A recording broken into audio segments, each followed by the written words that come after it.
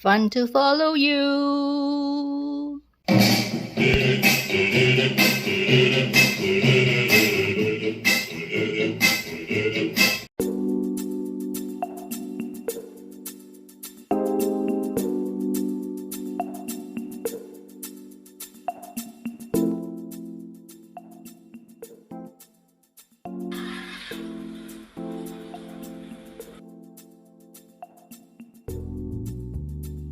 Today I'll be making another batch of muruku, but this time is without salted eggs. A healthier version.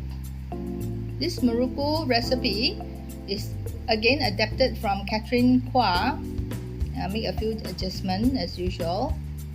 So let's get started. The ingredients are 20 grams minyak sapi, or we call it ghee, and 40 grams of butter. Try not to use margarine because margarine will not be as crispy as using butter and ghee. You need about 200 grams of muruku flour, 150 grams of glutinous rice flour. Total amount of flour is 350 grams. Both need to be sifted. The sifting is to introduce air into the flour and at the same time filter out any dirt or dust that is found inside the flour.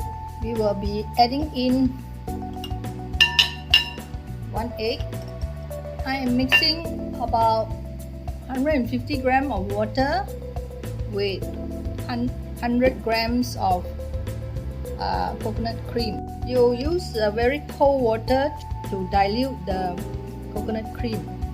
Ingredients to be mixed into the flour: 1 tablespoon of chilli powder, 1 tablespoon of sugar, caster sugar, half a tablespoon of salt, fine salt, 1 tablespoon and 1 teaspoon of ajian seeds or carom seeds. Don't forget the sesame seed. I run out of white sesame, so I'm going to mix with some black sesame. The ratio is 35-15 to make up 50 grams of sesame seeds. Use a whisk and make sure the flour is mixed well. Once the flour is mixed well, like this, you know when your chili powder is well distributed. You add in your eggs, but before you add in your eggs, make sure you melt your butter and the ghee first. So let's proceed to melt the butter and the ghee. Turn on low heat to melt the butter. Just melt it and not heat it up, so you get this amount of butter to be mixed into the flour afterwards. Add the cold santan into the flour.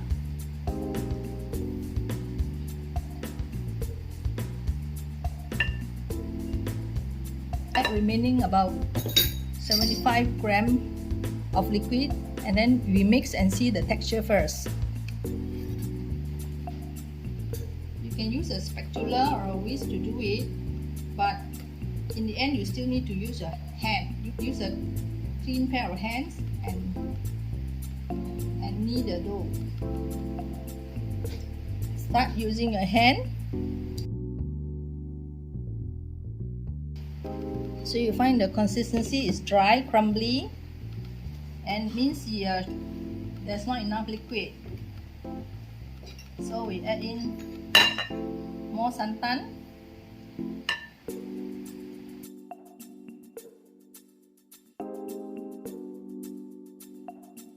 You're not supposed to rest the dough. Resting the dough will cause the oil to separate from the flour. We will proceed to shape before we fry.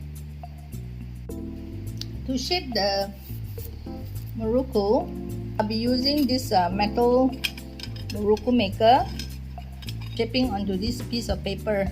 I'll be filling the muruku mold, but before I fill, I must oil the inside of this cylinder so that the dough won't stick and it's easier to pump out. I'll be using these 3 stars to help me to pipe.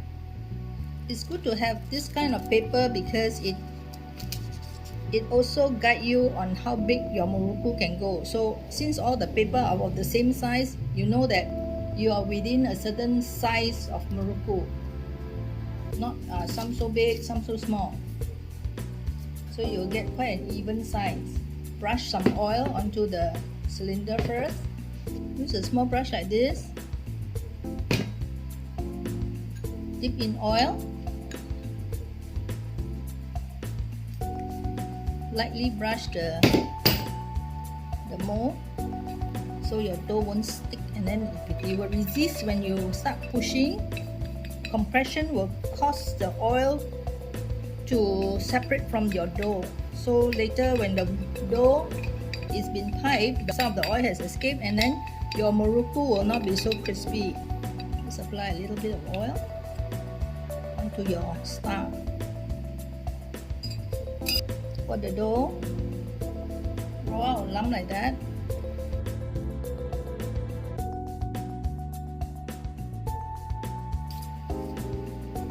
Just make sure you lock it tight and then just go a few rounds. See, it's coming out like that. Make sure it's smooth. I think 3 turns is good enough. Otherwise, too much dough and it becomes too bulky and it's hard to fry. Finish pumping the rest when we'll come back to fry. We have managed to mold about 48 pieces. Some are pretty big at the beginning. So these are 2 rounds, whilst this is a 3.5 round. This one is slightly less than 3.5. This is about 3. Also big. So next time we do, stick with 2 rounds. Because it's a 3-hole nozzle, it looks little but actually it's a lot. So let's begin to fry. First we heat up the wok and we're gonna measure 2.5 cups of Neptune oil. So eyeball 2.5 to about probably straight and half. The oil has to be hot for frying muruku. So let's increase the heat first. It takes about 4 minutes to reach the temperature that we want. I set to 3 minutes first. We'll come back and check.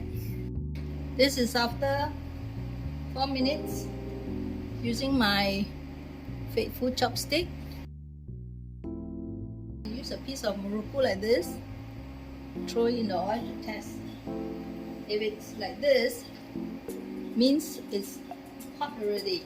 Start with the big batch, the first batch, which is the 3.5 of dough. Slide into the oil, but don't shift it first. And no overcrowding. Once it's firm, you can go over.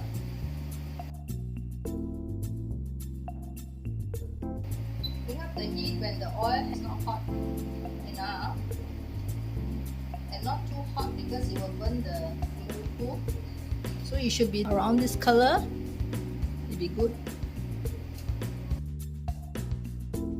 This color that you need to remove from oil. So we'll come back when everything is finished frying. After every round of frying, usually I will scoop up the sesame that fall off the muruku just to clear up the oil. I'm doing the tasting now. Actually, I've eaten a lot, but for the sake of this video, I will go one more tasting. Just gonna taste this one.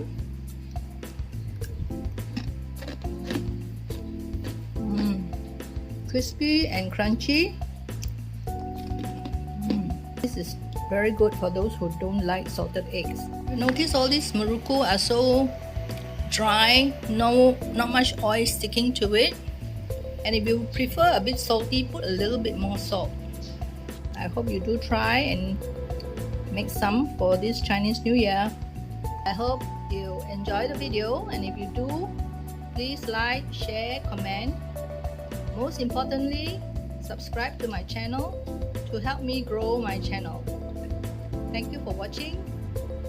Bye.